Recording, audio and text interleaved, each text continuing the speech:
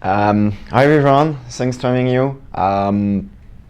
Today I'm going to talk about stretching between two layers and what's the challenge and struggles to being as the contributors on two different layers. So let's get started. Who am I? I used to be a student at 42 School in Paris, just graduated this year. And 42 is quite interesting because that's a new education model. We don't have teachers, we don't have traditional classes. It's only project-based and problem-based learning, and it's tuition-free. And I think that's sweet well for Bitcoin, where you don't have established courses or established source of knowledge, and it's just learning to learn and grabbing stuff by yourself. And I focus mostly on Unix system and kernel engineering and CPU architecture. I've been triggered by Bitcoin in 2016, beginning of 2017, something like that, when I read all this stuff about Lightning and further financial application, and it was going from, okay, it's not only digital goals are building a whole financial system, and that's only the first step. So that's quite a set of ideas running in my mind.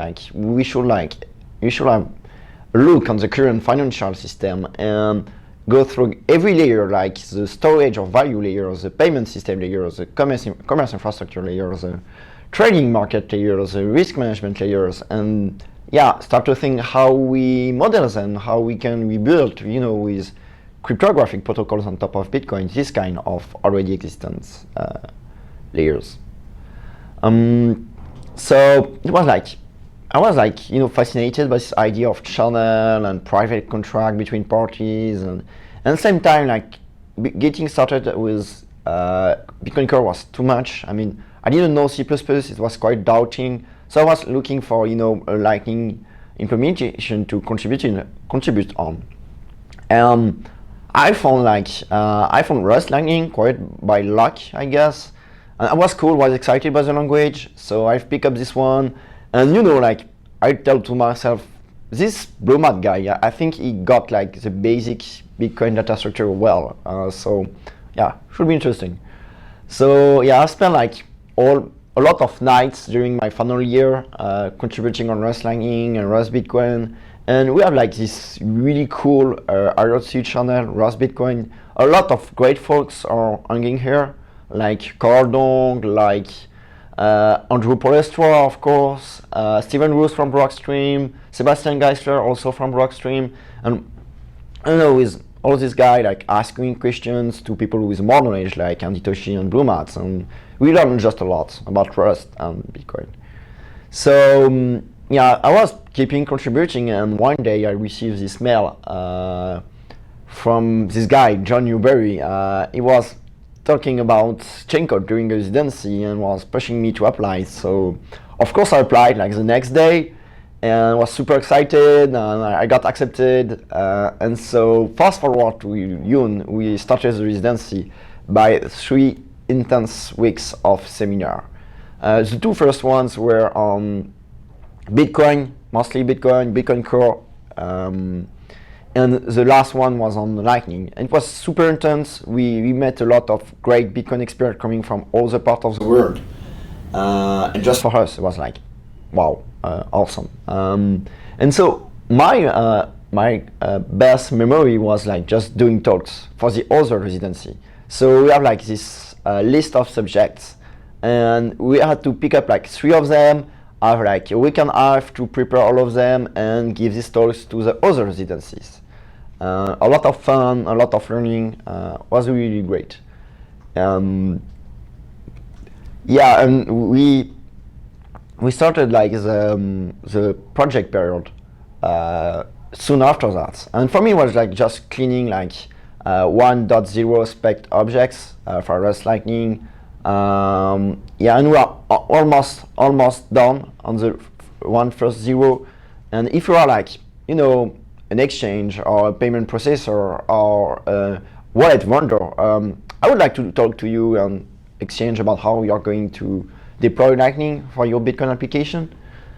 One of the other great advantages of residency is being surrounded by people deep into Bitcoin, and being able to, to talk, to spend an evening talking about the Lightning features and with people with a real knowledge about the components and how do you fit them together for other networks like telecommunication or like multimedia platforms. So I talk a lot also with Riard Meyers, and we explored kind of using Lightning for MeshNet. I've drawn my own design, maybe things in the future, maybe not, we'll see.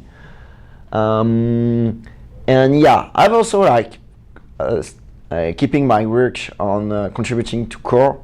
I mean, between end of school and beginning of residency, I have like 1 month and a half to kill, and I was, well, what I can do to learn in depth Bitcoin. So I started to contribute on core with a focus on refactoring, interface, modularity, because I think that's important subjects. And I see all the hurdles for Lightning implementations to connect and plug on top of Bitcoin D. So yeah, carrying the work, I've learned a lot from reviews done on my peer, from discussions with people, and I spent also a lot of time during reviewing, during the residency, because that matters a lot. That's the main bottleneck for going forward with the code process. And you learn a lot about like how to separate your commits, how to comment them, how to make them better and easier for people using your stuff. So it was a lot of fun. Another great advantage is you are going to read code about parts of the code base you're not contributing on, and so you're learning about other parts of the code base. So that's great. So a few lessons coming to mind when you're working on this kind of really hard critical infrastructures is, you should spend time mastering the base language, which is C++ for Bitcoin Core, and learning about the dependencies also of the project, like Boost, like Travis, like unit test framework, like functional test framework. And because all of these dependencies matter, you should also expect in-depth thorough review of your peers. And people sometimes are going to see different solutions to the same problem.